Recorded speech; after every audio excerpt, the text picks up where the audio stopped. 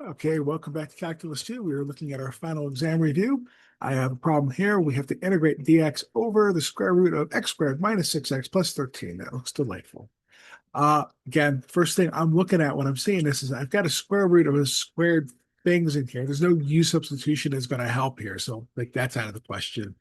So what I'm going to be looking to do is this looks like something I could complete the square on. Can I do that? So remember, complete the squares. You take this middle number. First off, this first number has to be a 1, right? This first coefficient has to be a 1. You take this middle number, -6, divide it by 2. -6 over 2 is equal to -3, and then square that number. And that is your magic number that you're going to be using here. So you could either break the 13 into a 9 plus 4, or you could add or subtract 9 and do the same thing. Okay, since I've got the 13 sitting here, I'm going to borrow from it. This is how I was taught how to complete the square. This is not how I teach it, but sometimes it's just helpful because it's the pieces are already there.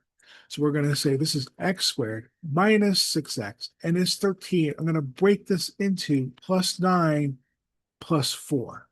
All right. So this piece in here is always going to be a completely the square term. Okay, this is always going to end up being a complete square trinomial.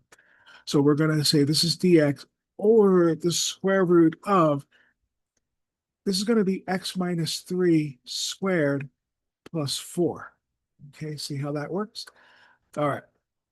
Now, I don't want to look at this too much because this x minus 3 things it's making things complicated. So I'm going to make two substitutions. The first one is going to be now let u equal to the x minus 3. Du, of course, is dx. So I can just replace my x minus 3 is with dx, with the u's or confused. And we've got something going on here. So let me just rewrite it so it might be a little bit clearer. So I've got du over the square root of u squared plus 4. Now, when I go back to say, this is the square root of a square thing, it should be a triangle. It's really obvious to see that. So let's go ahead and draw in a triangle, right?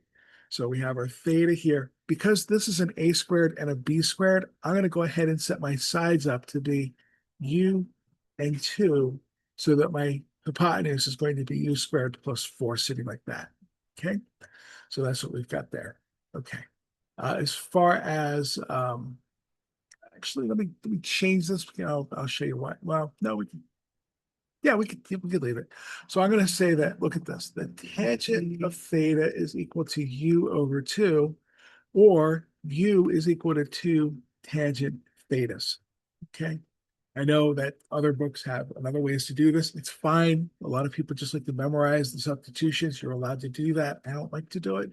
I just like to draw the triangle and work it that way. My du is equal to 2 derivative of tangent is going to be secant squared theta d theta. All right.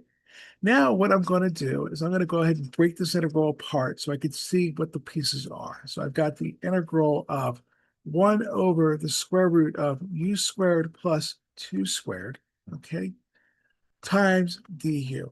And I'm just going to start substituting some things in here. So my secant is going to be 2 over the square root of u squared plus 4. Okay, so I'll tell you what we're going to do. We're going to multiply by 2 and divide by 2 like that. Okay, so we're going to multiply by 2.5 at the same time. So 2 over the square root of u squared plus 4. That is exactly secant theta.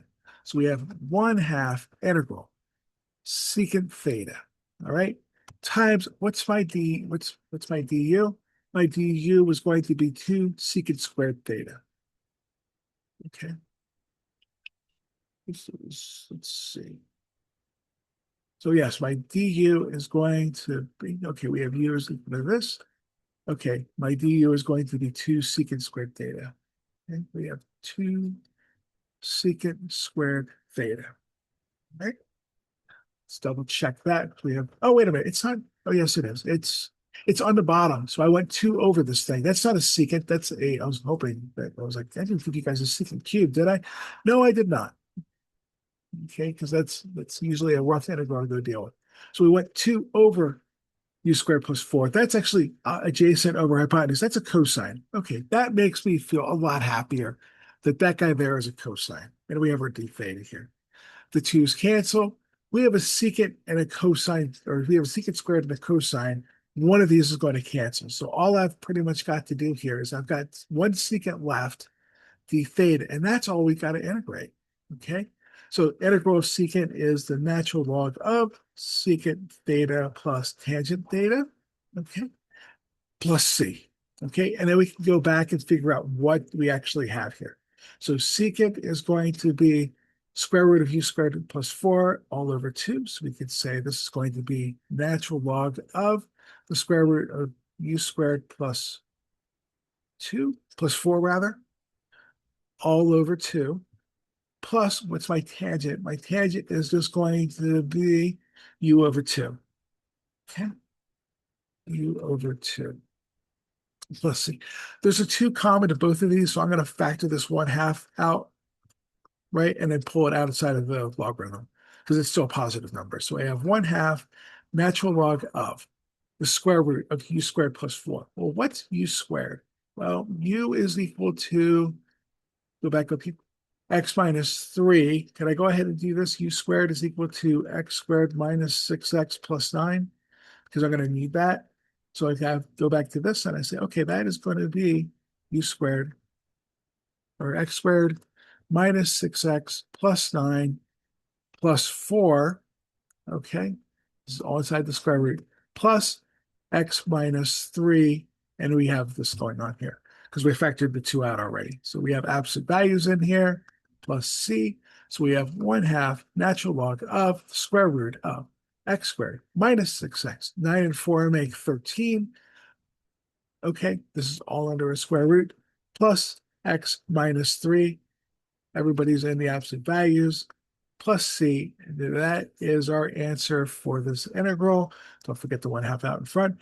And I like to put it back to that way because we could see some of the original pieces of this integral sitting in the actual answer. So we can, if somebody doesn't know, like they can see, oh, I kind of see where this would have come from and figure out what's going on here. That's how you do one of these problems. Complete the square, make your substitutions. Hopefully the integral that you end up with is not going to be too bad. So that's thinking cute. And it's going to be a nice, easy trigonometric integral to go deal with. Back substitute, and then write your answer in terms of x's. And there you go. Thank you very much for watching the video. Good luck doing the problem, and take care until next video.